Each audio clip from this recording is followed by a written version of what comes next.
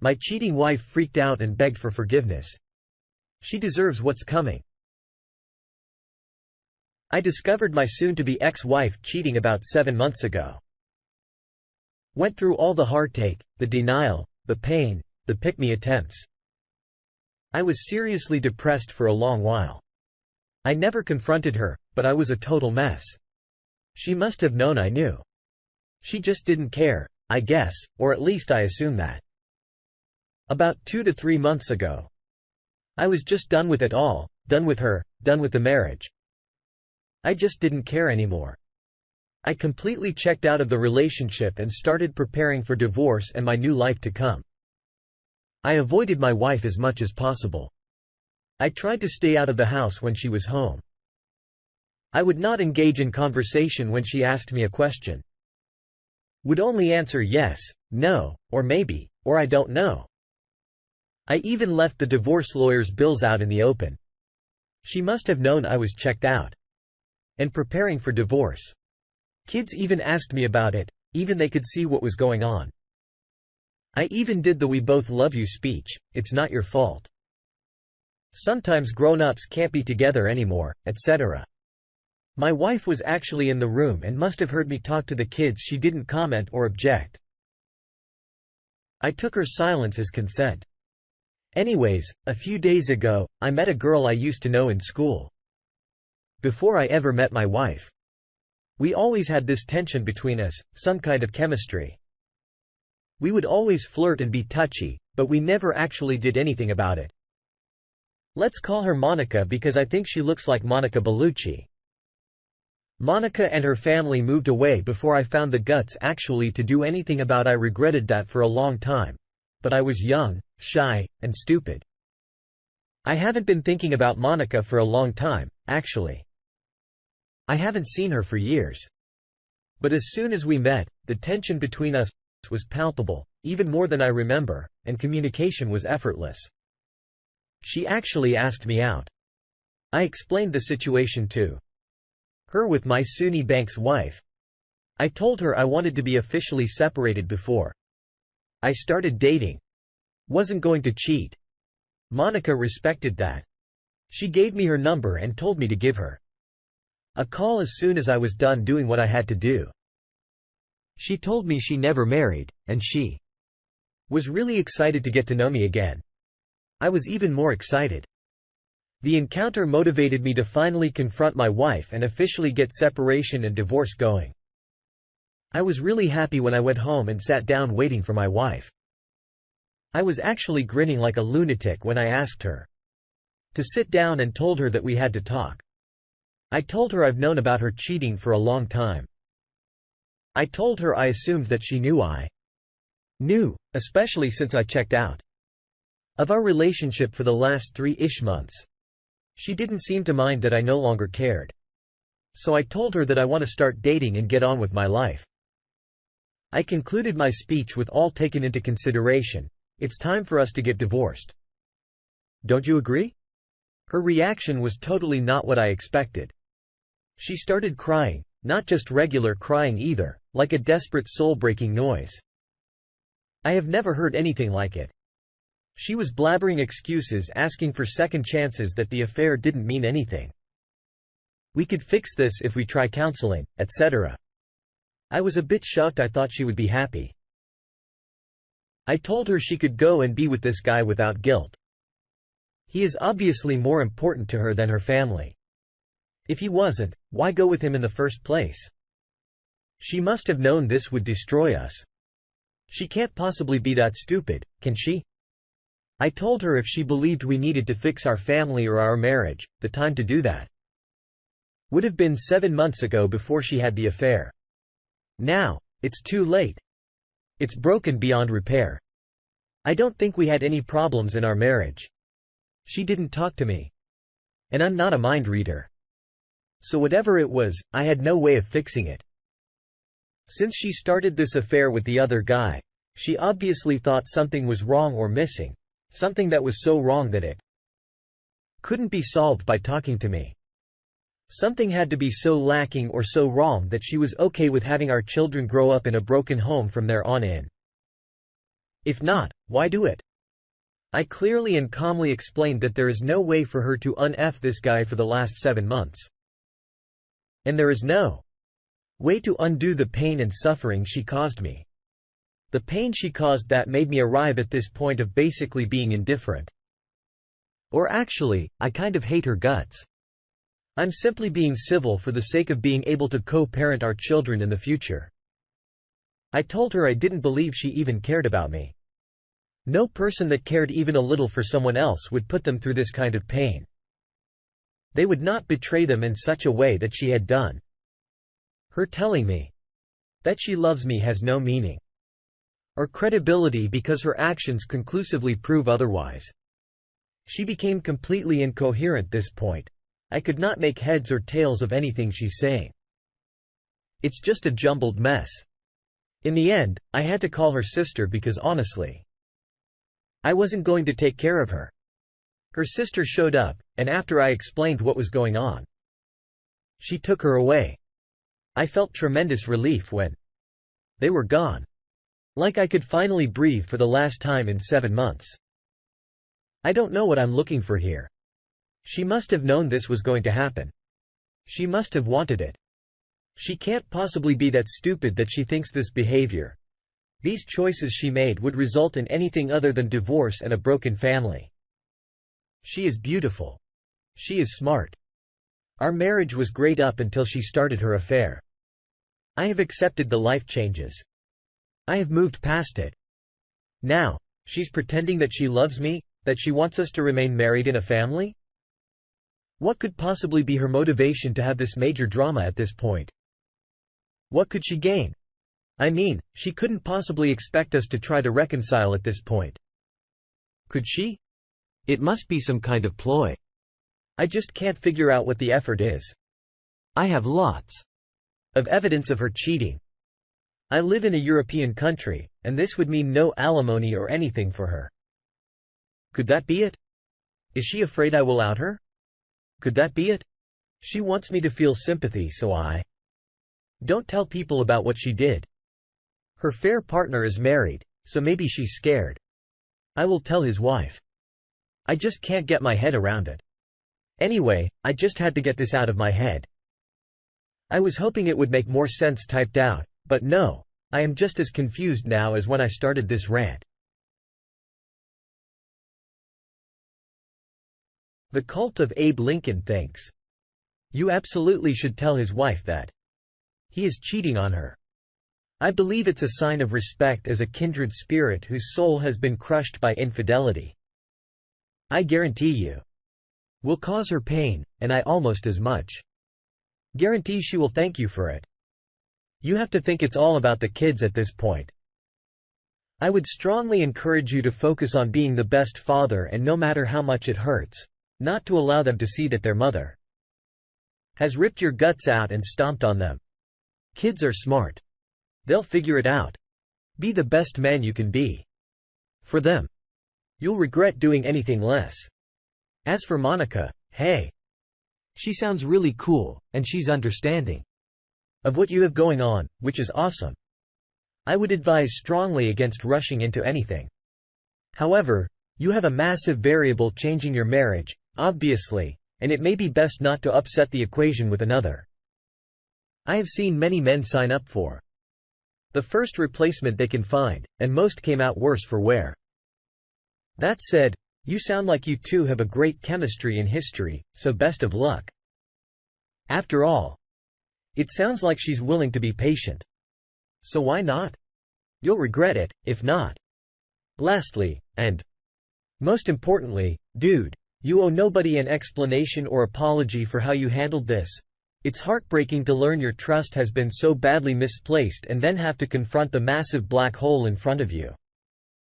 Your wife completely betrayed her family, and you were completely correct in thinking she, at least subconsciously, was willfully breaking apart her own family. VLP responds, "Thank you for your advice. I'm leaning towards telling the affair partner's wife. Thank you for advice on the kids as well. I was already very focused on that. This is going to be hard for them, So I will do everything I can to be there for them whenever they need me. Update: my cheating soon-to-be ex-wife confuses the hell out of me. So first of all, thank you to everyone. It's been overwhelming in many ways. I haven't had a chance to answer everyone, but I have tried to read everything. I posted 3 days after the conversation with my Suni Bank's wife, and I had hardly slept. Actually, I passed out reading messages on my computer when I woke up. The next day, I had an interesting keyboard pattern on my face and a much clearer mind. I decided to make some lists for and against on the key points. I put a bunch of papers on the wall. I made a headline on each of them. Our kids, how to behave when meeting the wife. My marriage, Monica, questions to ask my wife, etc. The final document is too big to retype here, so I will just cover some of the main points. My goal was trying figure out what core principles I wanted to in place and what are the most important things that I wanted to focus on. Then I went through each of those and evaluated whether or not I would actually be able to achieve anything meaningful from it, and what would be a meaningful result in the case I got anywhere. As for the kids, they are my number one priority. I will increase my efforts to help them deal with this. More individual counseling, family counseling. I will arrange trips and spend more quality time together. And make new memories.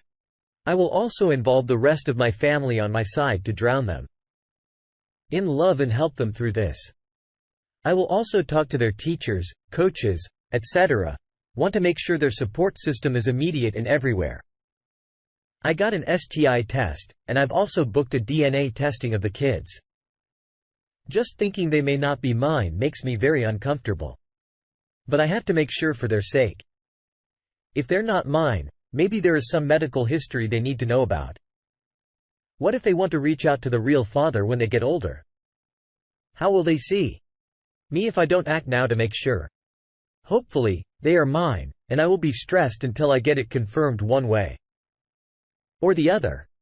After talking alone to their therapist first, they joined us and we explained everything carefully and let them ask as many questions as they wanted. I repeated over and over and over again that they could come to me with anything. I am their dad.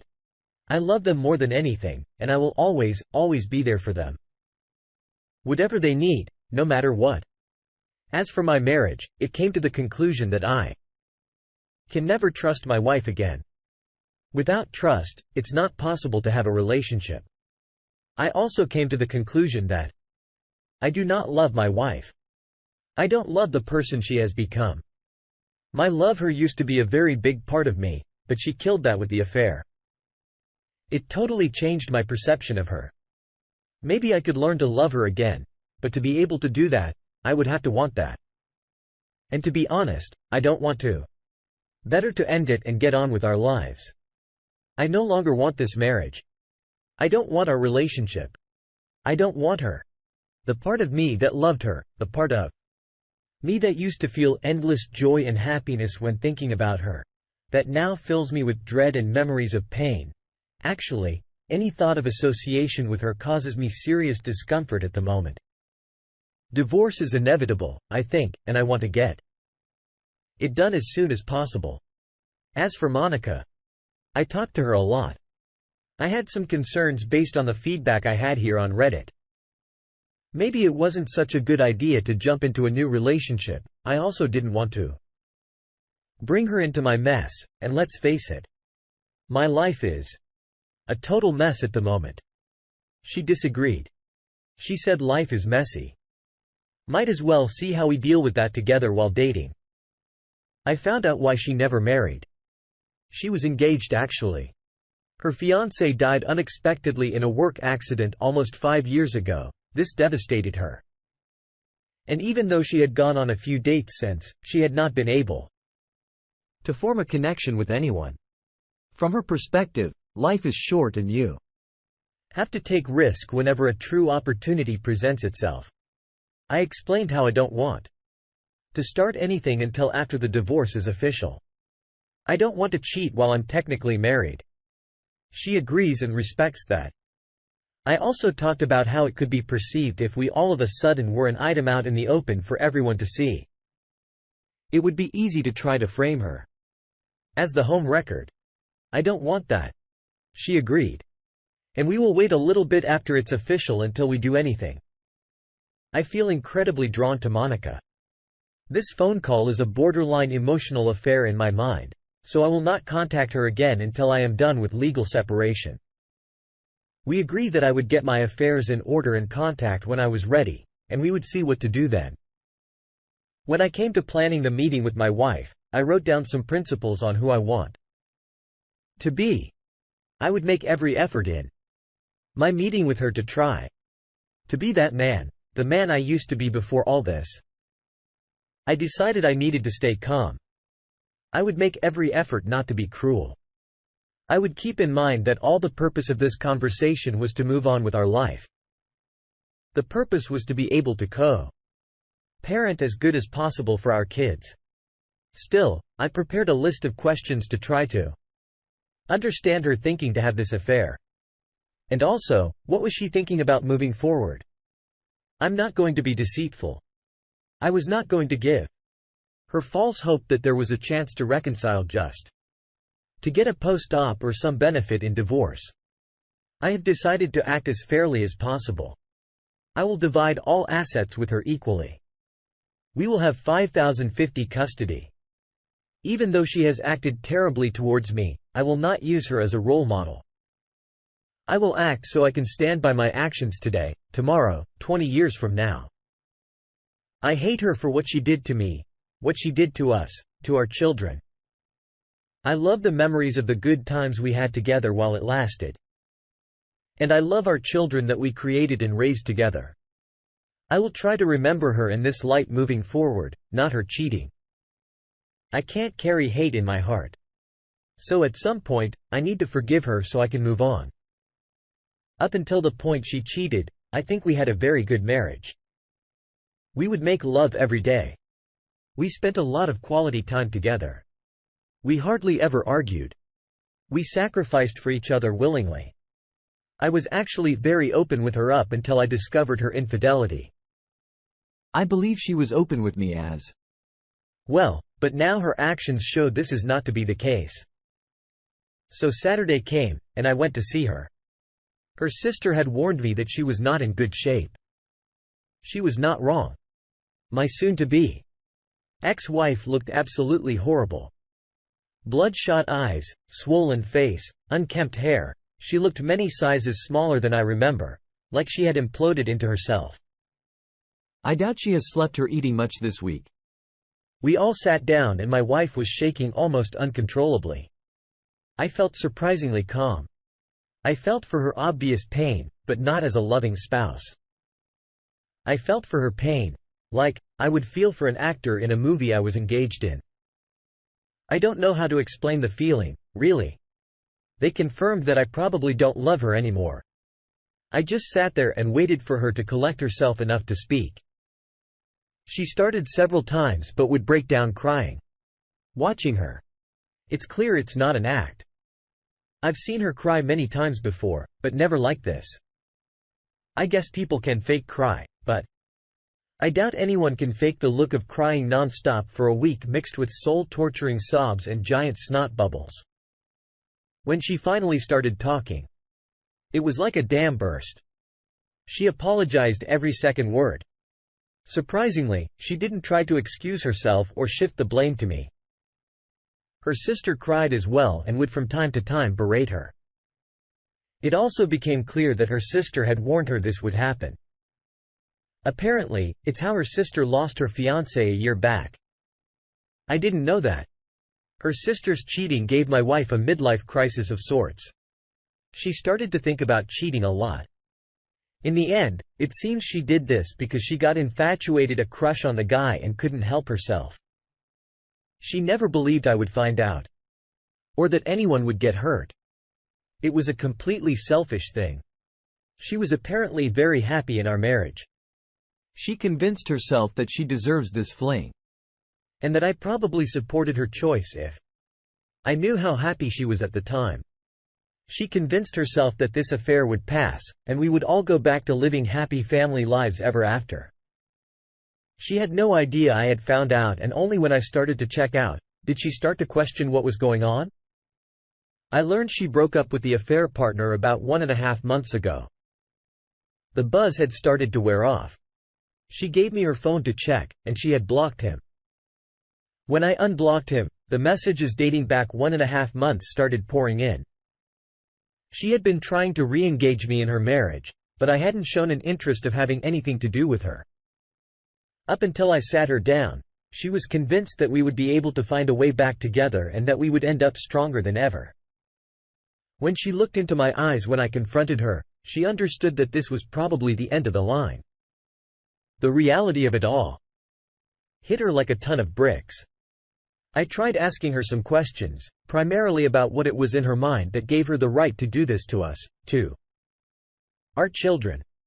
Basically, it's nothing but selfishness on her part.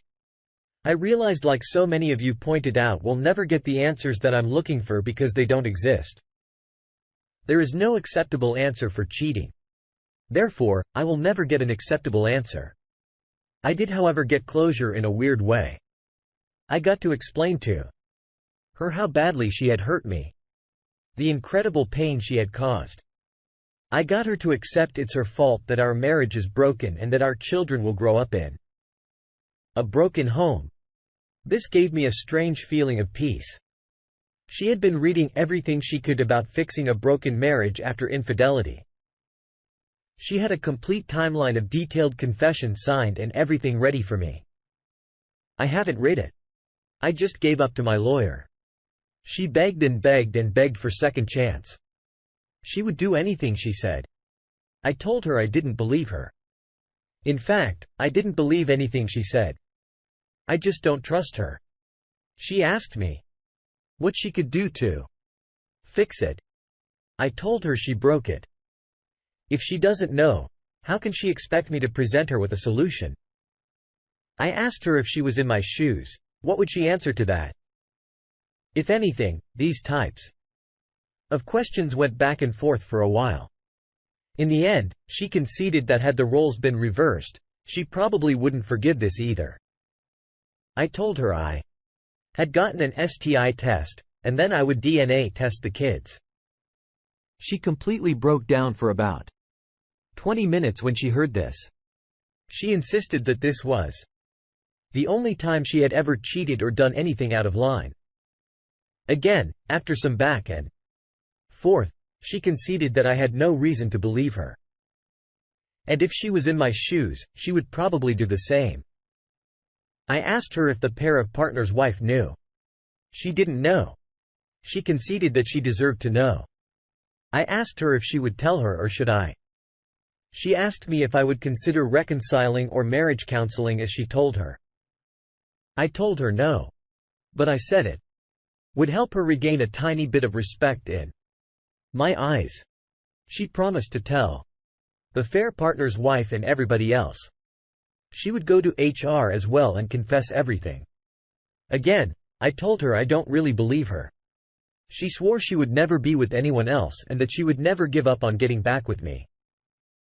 Even if it took the rest of her, I didn't believe her, but I didn't say anything. It was getting redundant at this point. She offered me a one-sided open marriage. Access to all her communications 247 availability. I told her that I had talked to Monica and that I'm waiting because I don't want to cheat. I don't want to be in an open relationship, it would hurt her if we did that, and I don't want to hurt other people like she hurt me. I don't want to be her jailer either. Constantly snooping on her and being suspicious isn't grounds for healthy relationship. I am not interested in intimacy without a deeper connection either. Sex for the sake of mechanical sex has no value for me. If I need mechanical release, I can fix that on my own. I don't need a partner for that. At this point, we were all exhausted. We've been going out for over 5 hours. And my wife had been crying on a scale from bad to absolutely horrifying almost the entire time. We weren't going to get any further on this. It was done.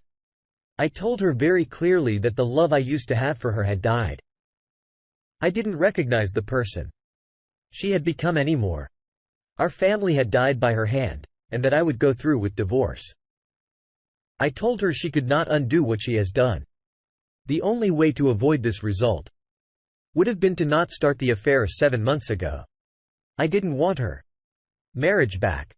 I didn't want her back. I did not want more pain. I suggested we go no contact for a while to get some distance and perspective. I told her I already filed and that my mind was made up. We could start family therapy to co-parent, but beyond that, I don't even want to see her. This is incredibly painful to tell her. She was crying hard while mumbling, "No. No. No. No. Please. No. Please. No." When I got her to leave, she got a massive, almost explosive nosebleed. She started to reach for me, but she passed out. I managed to catch her before she hit the floor. I drove her and her sister to the ER and stayed until I learned she would be okay. Last night, and today, Sunyb ex-wife has been telling everyone what she has done. See if her partner's wife called me this morning to get confirmation of what my wife had told her was true. Sent her copies of some of the evidence. I just learned she kicked her husband out. She wants to meet and look at more of the evidence she's been suspecting for a long time, but hasn't had anything solid. I suggested we sit down for dinner tomorrow. She had a need to talk and asked if we could talk on the phone. I don't know if I can take that on right now. I told her maybe later. I freely admit I'm feeling like a piece of crap. I haven't been able to sleep. Cracks are forming in my resolve. I know I must stay strong. But it's very hard. Why do I feel so guilty? Why do I feel responsible to try to fix this? We may be able to fool ourselves for a while, but it will most likely not work long term. Some of her friends and relatives have been calling me up and cursing me out. They think I should give her a second chance.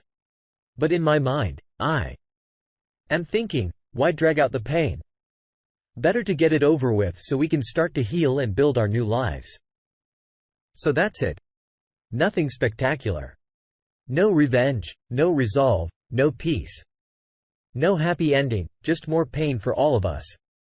My mind is in a very dark place right now.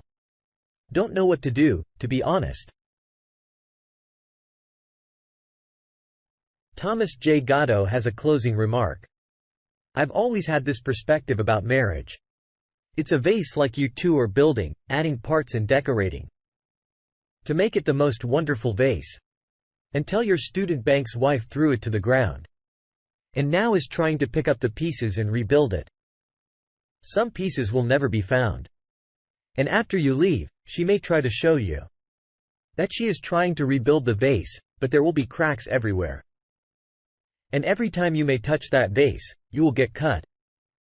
She may spend the rest of her life trying to fix the broken vase, but I recommend you start building another vase with another person. By the way, I had a midlife crisis because my sister cheated and constantly thought about cheating. A married person who really loves her partner would never do that. I am deeply sorry this happened to you, my man. Her family isn't worth your time, my man. Both kids, her and her sister, are cheaters. And now they are crying because the consequences are now too big, both losing their partners for life, for them to bear. Don't cave in. Remember, you are the rewards you will always be looking for. This is the perfect time to rebuild your self-esteem. Do some exercise. Trust me. Do it, but you'll end up with 5 kilos more just like me. Please exercise. Find a new hobby. Go out for walks, with a mask and all protective things like alcohol. Also, you are currently giving your kids the best example. The cheating is unforgivable. And that they deserve better when they are cheated on. When they are